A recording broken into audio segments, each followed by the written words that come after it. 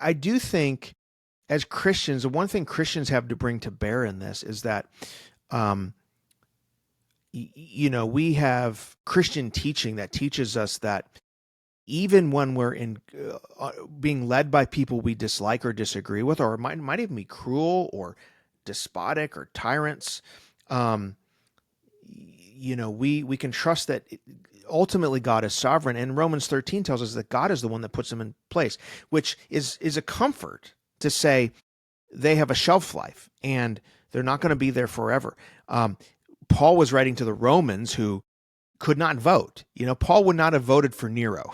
And they had no choice and no agency. And yet even then he said, even Nero, who was a wicked ruler and would make our worst president look like, Mother Teresa, if you will.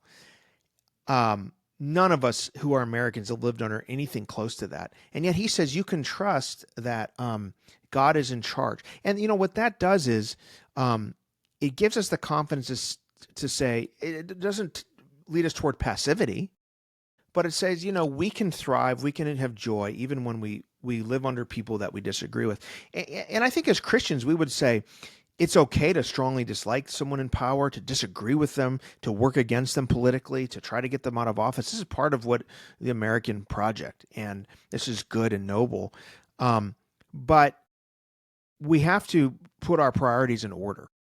I think where we get political violence, I think there's a couple places. I think one is when, and I talk about this in the book, but when good things become disordered, disordered loves. Love of country is good. I advocate that, actually.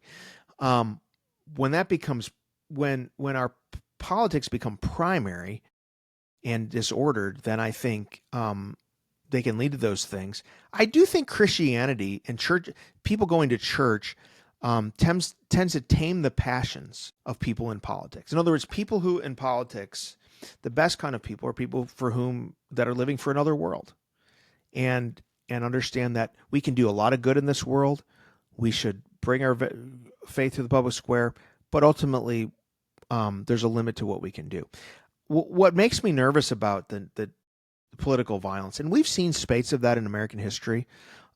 First of all, people of all political persuasions should denounce political violence with no exceptions, no ifs, ands, or buts.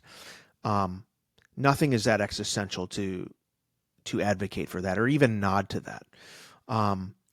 But I think secondly, you have young people or people who are committing these acts who I think are caught and radicalized in a sort of web of nihilism, and a web of when you start to think that nothing matters and nothing, nobody cares, nothing matters. That's a real dangerous place to be. I think we need to think about how some people are being sort of, they're in these deep and dark worlds of the internet that are really depraved, and they're getting radicalized in this way. I think we have to really be careful about that and watch out for that. And I think we all have to watch our rhetoric. And we should have fierce debates, absolutely. And we have had fierce debates throughout American history. I mean, you think our debates are ugly now. I mean, I go back and read the way that Adams and Jefferson savaged each other, and Jackson and Adams savaged, all through that. It's a little different now because we have social media and algorithms, but we should have fierce debates, absolutely. But at the end of the day, we should say, the person who disagrees with me, I may disagree with every single thing that they say, but they are an image bearer of God. They're my neighbor, and violence is out of the question. The other thing about political violence is from a very pragmatic standpoint, it's highly ineffective, right? And I think it always backfires. So we need to pray for the climate of our country. I think we do need spiritual and moral renewal in the country. And even if you are someone who is an atheist or a skeptic, I mean, you think Christians are a little crazy, you should root for spiritual and moral renewal, because I think ultimately, as important as politics is, that is going to be key to preserving our experiment in ordered liberty and taking the temperature down to where people don't think violence is the only answer.